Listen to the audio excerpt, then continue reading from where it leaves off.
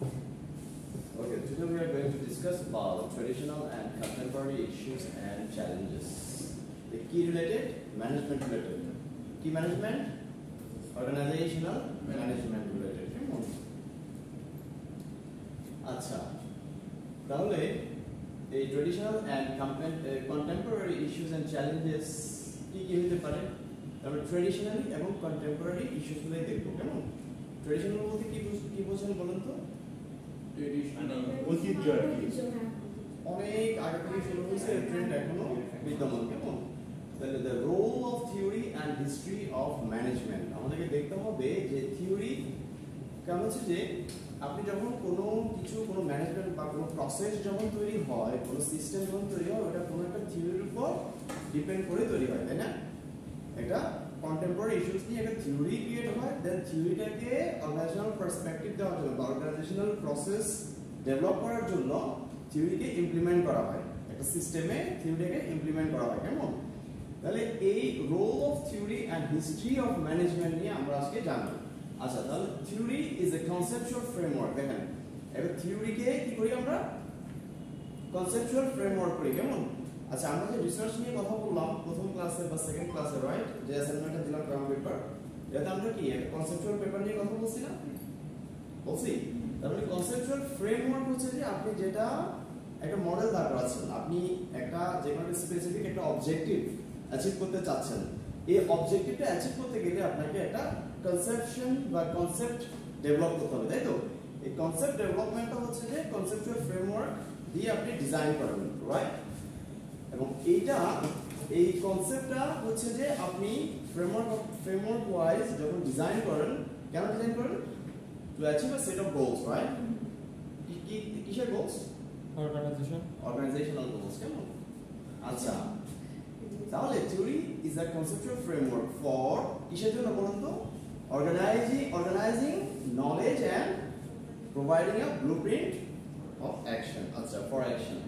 তাহলে এই যে ফ্রেমওয়ার্ক অর্গানাইজ করছে কি অর্গানাইজ করছে নলেজকে কি নলেজ ওই যে বললাম আপনি যে একটা কনসেপ্ট ডেভেলপ করছেন এই কনসেপ্ট নিয়ে তো আপনার পড়াশোনা করতে হবে কনসেপ্ট নিয়ে রিসার্চ করতে হবে এই কনসেপ্টটা যখন আপনি ফ্রেমওয়ার্কে দাঁড় করাচ্ছেন দ্যাট মিন্স কি you have a research behind making the framework right আচ্ছা দেন আপনি যখন নলেজটাকে অর্গানাইজ করছেন তখন কি হচ্ছে providing a blueprint for action তার মানে হচ্ছে যে এই অ্যাকশনটা যেটা আপনি ওই অবজেক্টিভ যে কাজটা করতে যাচ্ছেন বা যে পারপাসটা সার্ভ করতে যাচ্ছেন একটা অবজেক্টিভ আছে না এই অবজেক্টিভটা অ্যাচিভ করতে বা ওই যে সিস্টেম ওয়াইজ ডেভেলপ করতে একটা অর্গানাইজেশনাল সিস্টেম ডেভেলপ করাটাই হচ্ছে যে আমাদের কি হচ্ছে এটা অ্যাকশন তো হচ্ছে তাই না তাহলে ওইটাই হচ্ছে যে আমাদের অবজেক্টিভ সার্ভ হচ্ছে অবজেক্টিভ অ্যাচিভ হচ্ছে বুঝতে পারছেন তার মানে কি দাঁড়াচ্ছে বলতো তাহলে থিওরি দিয়ে আমরা কি করি বলুন তো থিওরিটাকে আমরা কনসেপচুয়ালাইজ করে একটা কনসেপচুয়াল ফ্রেমওয়ার্ক তৈরি করি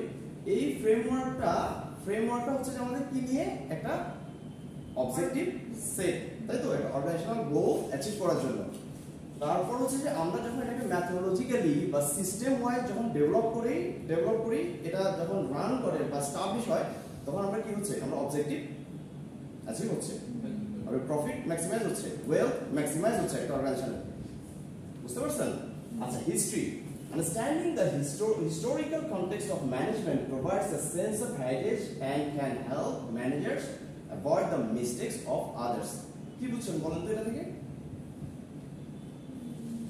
আমরা যখন কোনো অর্গানাইজেশনাল বা কোনো অ্যানালিসিস করি ধরুন সেটা যদি ফাইন্যান্সিয়াল অ্যানালিসিস হয় এটা দুই ধরনের আপনারা কি ব্যাংক ম্যানেজমেন্ট করছেন বা কোনো কি বলে কোনো ফাইন্যান্সিয়াল কোর্স করছেন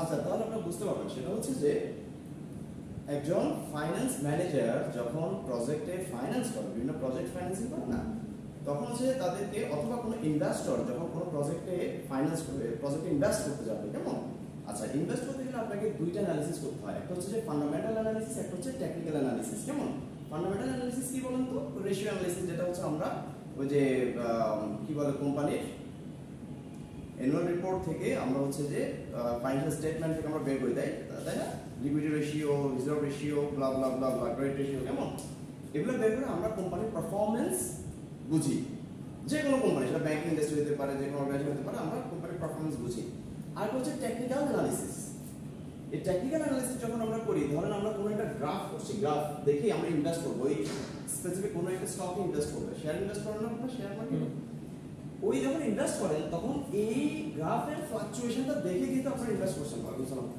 তাই না? হিস্ট্রি, তাহলে এটা 10 বছরের হতে পারে, 20 বছরের আপনার টাকা নিচ্ছেন বা 10 বছরের টাকা নিচ্ছেন আপনার ওই স্টকে, ওই মার্কেটে নিয়ে আপনি কি করতেছেন, টেকনিক্যাল অ্যানালিসিস করতেছেন যে এটা কখন আপওয়ার্ড স্লোপি হচ্ছে, কখন ডাউনওয়ার্ড স্লোপি হচ্ছে, রাইট?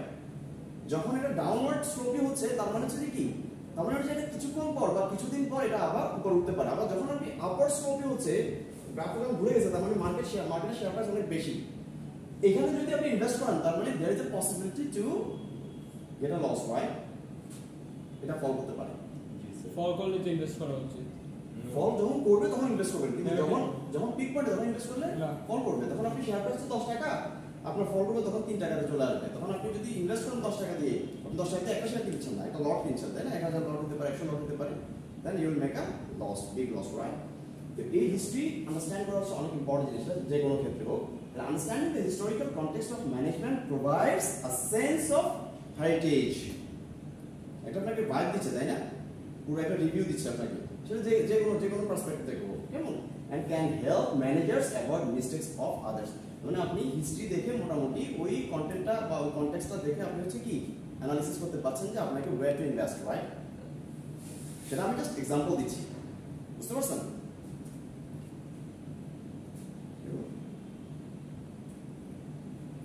আচ্ছা, তাহলে হিস্টোরিক্যাল কিছু আমরা ভিউ দেখি, সেটা হচ্ছে the practice of management can be traced back thousands of years. এটা হচ্ছে কি, the Egyptian used management function of planning, organizing, controlling when they constructed the pyramids. আচ্ছা, আমরা কিছু দেখি 4000 years এর কিছু পিকচার দেখি এখানে। এই যে দেখেন, আপনারা কি এগুলোর নাম শুনছেন না? শুনেন না এগুলো সম্ভবত। Sumerians, Egyptians, Babylonians, তারপর কি আছে দিতে, গ্রিকস আছে, রোমানস আছে, চাইনিজ আছে এন্ড ভ্যালেন্টিয়ানস আছে, কেমন? এরা হচ্ছে যে 3000 BC, 3000 BC মানে কি বলুন তো? মানে স্টোনে খ্রিস্টপূর্ব, মানে হচ্ছে যে হ্যাঁ খ্রিস্টপূর্ব বলি না আমরা? ও বিফোর ক্রাইস্ট, হ্যাঁ বিফোর ক্রাইস্ট, কেমন? হ্যাঁ, এটাকে হচ্ছে যে তাহলে এটা খ্রিস্ট, বিফোর খ্রিস্ট হচ্ছে এটা, তার মানে হচ্ছে আফটার খ্রিস্ট কত? এর সাথে এটা যোগ করলে আমার ইয়ারটা বেড়ে যাচ্ছে, তাই না? আচ্ছা, হোয়াট এভার, এটা 4-5000 ইয়ার দিতে পারে, কেমন? এই যে সামারিয়ানসরা কি করতে দেখেন, তখন কিভাবে ম্যানেজমেন্টের প্রসেসগুলো ডেভেলপ হচ্ছে। আমরা যখন বলি না থিওরিটিক্যাল ইস্যু বলি না, থিওরিটিক্যাল, এই থিওরি তো হুট করে আবিষ্কার হয় না। থিওরি হচ্ছে যে কোনো একটা কন্টেম্পোরারি ইস্যুকে কেন্দ্র করে এই প্রবলেমটা কিভাবে সলভ করা যায়, এটা একটা থিওরি ক্রিয়েট হয়।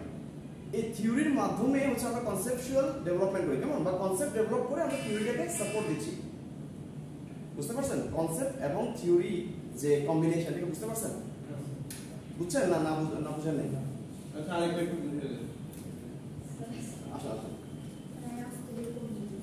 তার মানে হচ্ছে যে কোনো একটা ইস্যু বা কোনো একটা প্রবলেমকে কেন্দ্র করে একটা ইনসিডেন্ট হয়, তাই না?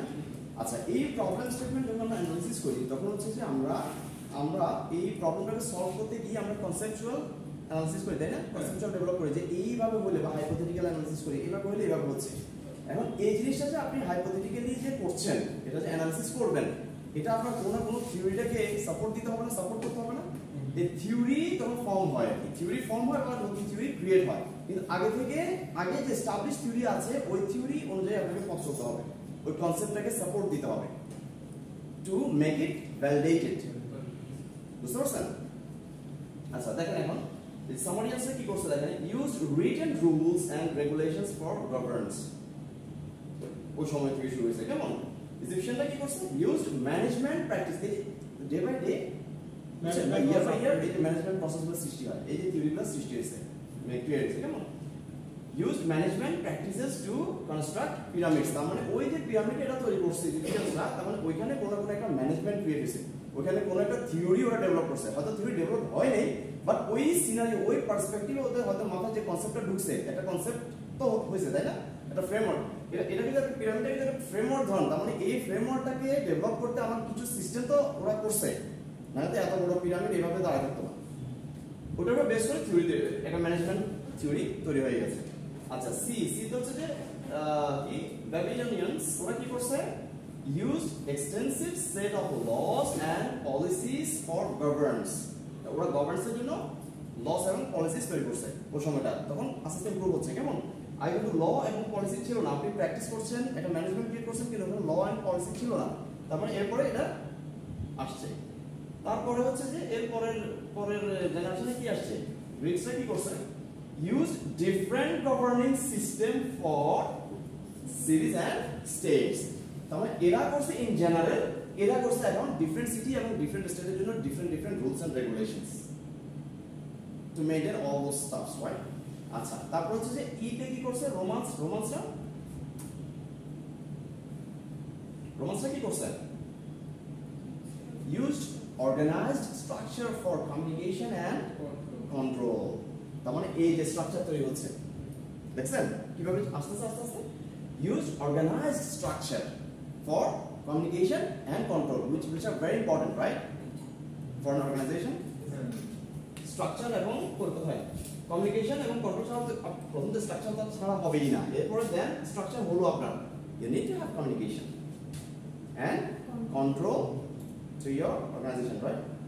আচ্ছা, তারপর চাইনিজরা কি করছে, use extensive organization structure for government agency and the arts। বুঝতে পারছেন, use extensive organization structure, extensive আরেকটু update version, right, pro max version নাকি? আচ্ছা, structure for government agency and arts system, এটা সিস্টেমে পরিণত হয়ে গেছে অলরেডি, কেমন আর্টসে পরিণত হয়ে গেছে। আচ্ছা, দেন চাইনিজ কি ভ্যালেন্টিয়ানস, কেমন ওরা কি করছে, use organisation design and planning concepts to control the seas. এরপরে কি হয়েছে, পরের শতাব্দীগুলোতে কি হয়েছে বলুন তো, যখন বিবর্তন হচ্ছে তখন কি হচ্ছে, তখন এবার যে ন্যাচারাল রিসোর্সেস গুলো খোঁজা শুরু করছে না, ওরা ধরেন আমাদের হচ্ছে মাটি এবং পানি, তাই তো, পানির মধ্যে তো আমাদের ন্যাচারাল রিসোর্সেস গুলো অনেক বেশি থাকে, তাই না? এরপরে ওরা চিন্তা করছে যে কি এই সি নিয়ে ওরা কিভাবে কাজ করা যায়, তার মানে এই সি নিয়ে যখন কাজ করতে তখন টেকনোলজিক্যাল ইনোভেশন দরকার হয়েছে। আপনি কি পানির মধ্যে ঢুকে কাজ করতে পারবেন যদি টেকনোলজিক্যাল ইনোভেশন না হয়? তাহলে বুঝতে পারছেন ম্যানেজমেন্ট বা একটা থিওরি হিস্টোরিক্যালি কিভাবে ডেভেলপ হয়, মানে মাথায় ঢুকছে এখন? হাসেন কেন, ঢুকে নেই? না স্যার, বুঝছি, মানে আস্তে আস্তে ডেভেলপ হয়েছে। আস্তে আস্তে ডেভেলপ হয়েছে, এদিকে চলে আসেন, না স্যার, দেখা যাচ্ছে? আচ্ছা, ফাইন। আচ্ছা, দেখেন এখন আমরা ইম্পর্টেন্ট পার্টে যাচ্ছি। এতক্ষণ এটা হচ্ছে জাস্ট একটা ইন্ট্রো কেমন ম্যানেজমেন্ট প্রসেসটা কিভাবে হিস্টোরিক্যালি বিল্ড আপ হয়েছে একটা কনসেপচুয়াল ফ্রেমওয়ার্কের মধ্য দিয়ে, গট ইট? আচ্ছা, এখন হচ্ছে কি the three traditional management perspective, বুঝছেন? তিনটা ট্রেডিশনাল ম্যানেজমেন্ট পার্সপেক্টিভ আছে যেগুলো দিয়ে হচ্ছে যে আমাদের ম্যানেজমেন্ট সিস্টেমটা বা প্রসেসগুলো তৈরি হয়েছে, কেমন? এখন আমরা একটা একটা করে জানবো। আজকে আমরা ক্লাসিক্যাল ম্যানেজমেন্ট পার্সপেক্টিভটাই হচ্ছে যে আমরা শিখবো, ওকে? তিন ক্লাসে আমরা শিখবো, কি বলেন? আস্তে আস্তে আপনার মাথা আস্তে আস্তে ঢুকে, তো আস্তে আস্তে ঢুকে। আচ্ছা, তারপরে কি বলেন তো, the classical management perspective হচ্ছে ideas of the early 20th century theorists and managers converged with the emergence and evolution of large-scale business and management practice। বুঝতে পারছেন? emergence and evolution বলতে কি বুঝেন বলেন তো? emergence and evolution, emergence মানে হচ্ছে জরুরি, আর evolution তার মানে আমার এটা লাগতেছে বা এটা হচ্ছে উত্থানও বলতে পারেন, ইভলিউশন মানে কন্টিনিউ চেঞ্জ হচ্ছে, এটা হচ্ছে চেঞ্জ হচ্ছে বা বিবর্তন হচ্ছে, যে কেমন চেঞ্জিং প্রসেস, কেমন? তাহলে হচ্ছে এই 20th সেঞ্চুরি থিওরিস্টস এন্ড ম্যানেজার্স, তার মানে থিওরিস্টরা কি করতেছে, ওরা কি সিস্টেমে ইনপুট দিচ্ছে না, ওরা কি থিওরি ডেভেলপ করতেছে যে এই থিওরিতে যদি চলে এই সিস্টেমটা এভাবে ভালো করে পজিটিভলি রান করবে, ঠিক আছে? এখন এটা লজিক্যালি হয়তো যখন এটা কখন হাইপোথেটিক্যালি কারেক্ট হয় বলুন তো, যখন হাইপোথিসিস টেস্ট হয়, যে এই থিওরির মাধ্যমে আমরা একটা টেস্ট করব, আমরা একটা অ্যানালিসিস করব, দেখি এটা কতটুকু এক্সিকিউট করে। যদি এক্সিকিউট করে পজিটিভ ইমপ্যাক্ট আপনি পান, দেন এই থিওরি স্টাবলিশ হয়ে যায়, বুঝতে পারছেন ব্যাপারটা? তাহলে এই দুইজন theorists and managers converged with the emergence and evolution of large scale business. তাহলে কি করছে এরা দুজনে মিলে, এই দুইটা জিনিস ডেভেলপ করার জন্য কি করছে, large scale business and management practice. বুঝতে পারছেন? এই জিনিসগুলোর কোঅর্ডিনেশনে আমাকে কি দিচ্ছে, large scale of business and management practice দিচ্ছে। বুঝতে পারছেন না? তাহলে এখানে ছয়টা জিনিস দেখেন, থিওরিস্ট এন্ড, এটা ইম্পর্টেন্ট, এর পরীক্ষা আসবে জন্য বারবার বলতেছে, থিওরিস্টস এন্ড ম্যানেজার্স। কিওয়ার্ডগুলো দেখেন। তারপর কনভার্জ করতেছে, কাকে কনভার্জ করতেছে? এমার্জেন্স এন্ড ইভলিউশন কে, যেটা আমার দরকার এবং যেটা পরিবর্তনশীল, দুইটাকে কি করতেছে? স্থির করার চেষ্টা করতেছে, তাই তো? To make it stable, right? Stable. আচ্ছা, কিসের জন্য? To have a large scale of business and management process. Clear? আচ্ছা, এটা দেখেন এবার। This perspective actually includes two different viewpoints. এই যে এটা একটা সাবপয়েন্টস গুলো আসছে, কি বলুন তো?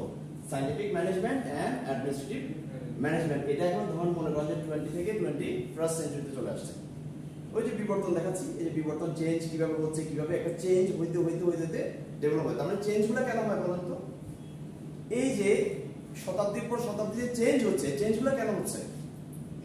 তার মানে হচ্ছে যে আমার যে রিসার্চ হচ্ছে, এই রিসার্চের মধ্যে আমার গ্যাপ থেকে যাচ্ছে।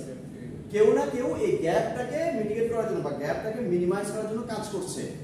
দেন থিওরি অলসো চেঞ্জ হচ্ছে, বুঝছেন? তারপর কনসেপ্ট চেঞ্জ হচ্ছে, চেঞ্জ হতে যেটা একবারে এস্টাবলিশড হয়ে যায় ওটা হচ্ছে যে আমাদের প্রসেস। এবং বর্তমান 21st এ এসে কি করতেছে? এই জিনিসগুলো এখন হচ্ছে, তো এগুলো চেঞ্জ হয়েছে, দেখাবো পরে। হ্যাঁ, এই থিওরিগুলো চেঞ্জ হয়েছে। আসলে আসলে বসুন। তাহলে আমরা কি দেখবো তাহলে এখন? সায়েন্টিফিক ম্যানেজমেন্ট এবং অ্যাডমিনিস্ট্রেটিভ ম্যানেজমেন্ট। আচ্ছা, দেখেন ভালো করে মনোযোগ দিয়ে দেখবেন, পরীক্ষার জন্য খুব ইম্পর্টেন্ট। হ্যাঁ, আচ্ছা, তারপর বলেন সায়েন্টিফিক ম্যানেজমেন্ট কি? Concerned with improving the performance of individual workers. Scientific management কি দিয়ে, কাকে নিয়ে কাজ করে, কি নিয়ে কাজ করে? Improving the performance and individual workers. Sorry, improving the performance of individual workers. তাহলে ইন্ডিভিজুয়াল ওয়ার্কারদের পারফরম্যান্স নিয়ে কাজ করে সায়েন্টিফিক ম্যানেজমেন্ট। ক্লিয়ার? আচ্ছা, এটা কে ডেভেলপ করছে বলুন তো এই থিওরিটা? Frederick Taylor, right? Developed the system. It is a system, a system which he believed would lead to a more efficient and productive workforce. তার মানে এই সিস্টেমে improving the performance of individual workers, তাহলে ও ইন্ডিভিজুয়াল ওয়ার্কারদের নিয়ে কাজ করছে, একটা group of ওয়ার্কারদের নিয়ে কাজ করে। তার মানে হচ্ছে যে ইন্ডিভিজুয়াল ওয়ার্কার স্কিল নিয়ে কাজ করছে। কথা বলছেন? এখন ইন্ডিভিজুয়ালি যদি আমার পারফরম্যান্স ভালো হয় বা আমার স্কিল যদি ভালো হয়, আমার পারফরম্যান্স কোম্পানি ভালো হবে না? মানে অ্যাগ্রিগেটেড পারফরম্যান্স তো ভালো হবে, তাই না? বিষয়টা এটা যদি হয় তাহলে সেক্ষেত্রে কি হবে বলেন তো? এটা would lead to a more efficient and productive workforce তৈরি হবে না আমার? এটা কি একবার ক্লিয়ার কিনা আপনারা? ক্লিয়ার না? আমি মাথা নাড়ছি। আচ্ছা, ওকে, perfect. The steps in scientific management, তাহলে এটা স্টেপ লাগে বা কিভাবে এটা প্রসেসগুলো তৈরি হয়, কেমন? Develop a science for each element of the job. Develop a science for each element of the job. তার মানে প্রত্যেকটা জব সেক্টরে, বলতে জব ওই ডিফারেন্ট সেক্টরের কথা বলিনি। ধরেন একটা ইন্ডাস্ট্রিতেও বিভিন্ন ধরনের জব থাকে, তাই না? ম্যানেজারিয়াল জব, এই জব, ওই জব, তাই না? Top level management job, mid level management job, first line worker job, আমরা করছি না এগুলা?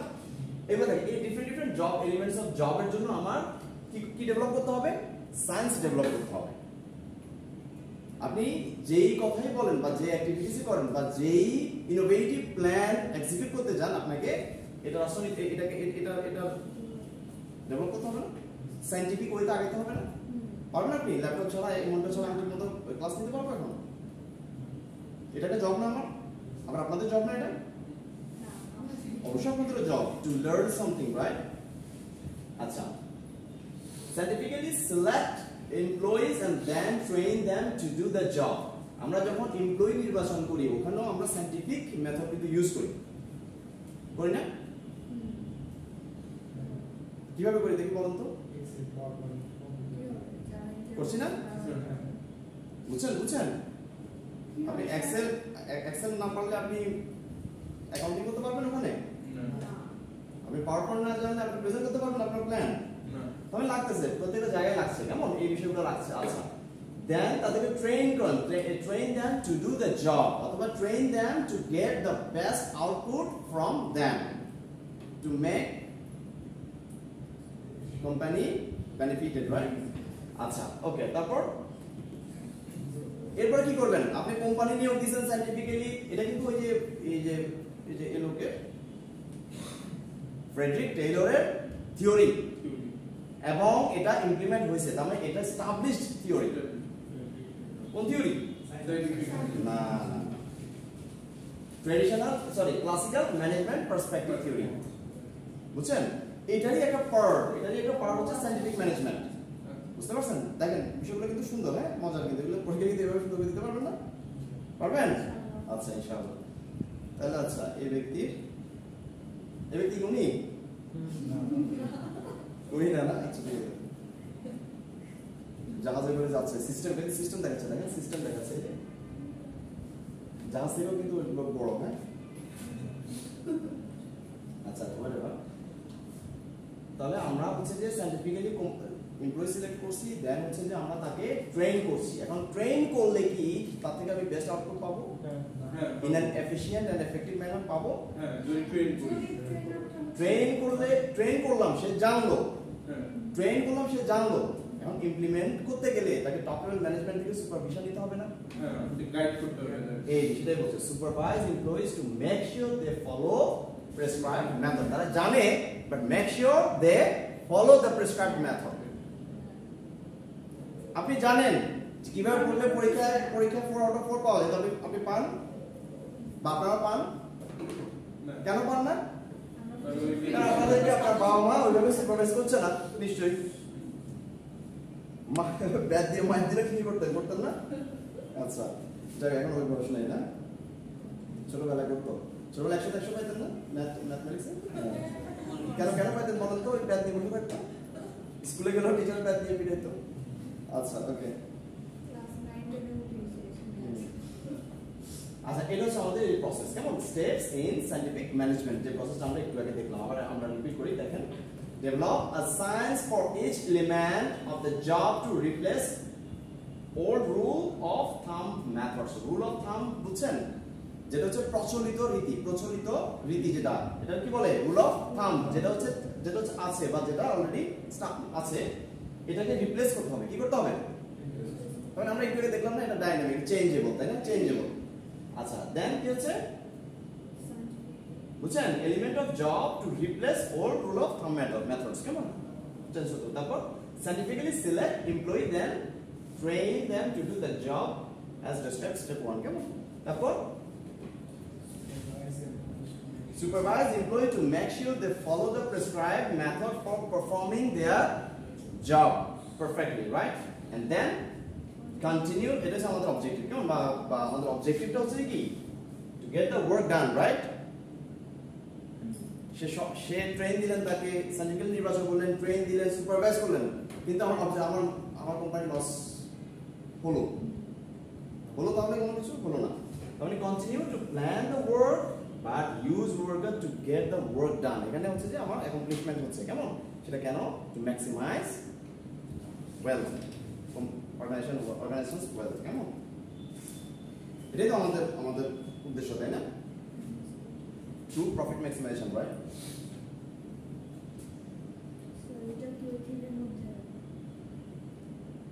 হ্যাঁ, এটা অ্যাডমিনিস্ট্রেটিভ ম্যানেজমেন্ট, ওই যে বললাম না ক্লাসিকের মধ্যে দুইটা পার্ট। কি বলেন তো? একটা কি? নাম্বার 1 সায়েন্টিফিক ম্যানেজমেন্ট প্রসেস, আর একটা অ্যাডমিনিস্ট্রেটিভ ম্যানেজমেন্ট। তাহলে সায়েন্টিফিক আমাদের ক্লিয়ার, পারফেক্ট। আচ্ছা অ্যাডমিনিস্ট্রেটিভ কি দেখি বলেন? ওটা তো কাজ করছে হচ্ছে যে ইন্ডিভিজুয়ালদেরকে নিয়ে, ইন্ডিভিজুয়াল ওয়ার্কারদের নিয়ে। এটা কি নিয়ে কাজ করে আমরা দেখি এখন, হ্যাঁ? Whereas scientific management deals with the jobs of individual employee, administrative management focuses on managing the total organization. কি বুঝছেন বলুন তো?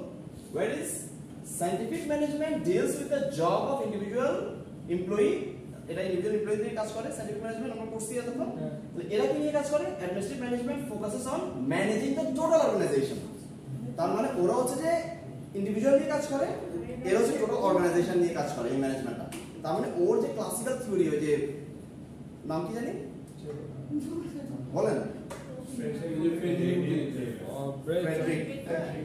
আচ্ছা ওর যে থিওরি, তার মানে এটা পরিপূর্ণতা দান পাইছে এখানে, তাই না? পরিপূর্ণ হয়েছে। একটা হচ্ছে ইন্ডিভিজুয়াল নিয়ে ওরা কাজ করছে, আবার হচ্ছে একটা টোটাল ম্যানেজমেন্ট প্রসিজার নিয়ে ওরা কাজ করছে, বুঝতে পারছেন? আচ্ছা, ফোকাস অন কিসে? Managing the total organisation, right? আচ্ছা, administrative management laid the foundation for later development in management theory. তার মানে হচ্ছে কি বলতে বলেন, অ্যাডমিনিস্ট্রেটিভ ম্যানেজমেন্ট, এটা ম্যানেজমেন্টের কথা বলছে। Management laid the foundation for later development management theory. তার মানে ম্যানেজমেন্ট থিওরি ডেভেলপ হয়েছে। এখন এই থিওরিকে কোথায় নিতে হবে, কোথায় ইমপ্লিমেন্ট করতে হবে থিওরিকে? সিস্টেমে। আপনি সিস্টেমে ইনপুট যদি না দেন থিওরিকে, আপনার সিস্টেম তো ডেভেলপ হচ্ছে না। তার মানে সিস্টেম ঠিকমতো চলবে না। তাহলে সিস্টেমটা কি? ট্রেন করতে হবে আপনাকে, সায়েন্টিফিক্যালি কর্মী নির্বাচন করতে হবে, এমপ্লয়ি নির্বাচন করতে হবে, দেন তাকে ট্রেন করতে হবে, দেন তাকে সুপারভাইজ করতে হবে, বুঝতে পারছেন? তাহলে ওটা হচ্ছে আমার সিস্টেম। তাহলে সিস্টেমের মধ্যে যদি এটা থিওরি, এখন সিস্টেমে যদি আমি না দিই, ধরুন থিওরি বলতেছে এভাবে, সিস্টেমে আমি বলতেছি এই আমার ভাগিনা লাগে আসো, এই আমার মামা লাগে আসো, ঢুকো, কোনো যোগ্যতা নাই, ঢুকে যাও, হয় না? ট্রেনিং 2 দিন করছি, 5 দিন ট্রেনিং 2 দিন করছে, হয়ে গেছে, পরে যা দেখা যায় সব বরবাদ। কি করছে? কলম হিসাব করতেছে, 10 টাকার হিসাব, 30 টাকা হিসাব করছে, 10 টাকা পকেটে ঢুকে করছে। বুঝছেন কিনা? বিষয়টা এরকম হচ্ছে কিনা? তার মানে আমরা প্রপার থিওরিকে সিস্টেমে ইমপ্লিমেন্ট করি নাই।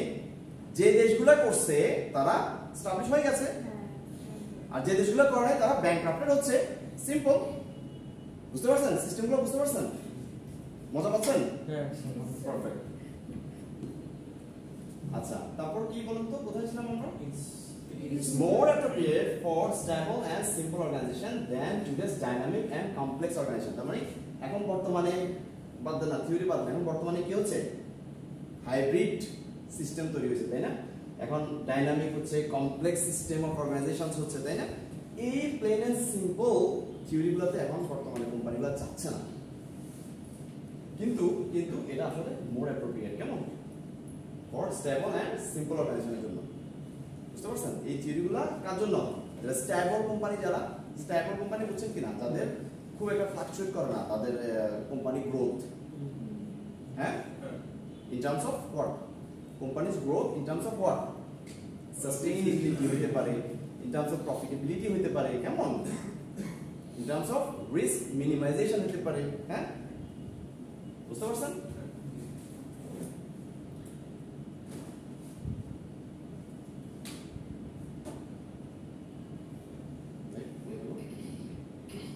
আচ্ছা, তাহলে আমাদের মোটামুটি শেষ। ভিডিও অফ করতে পারেন আপনারা। আমরা হচ্ছে যে ক্লাসিক্যাল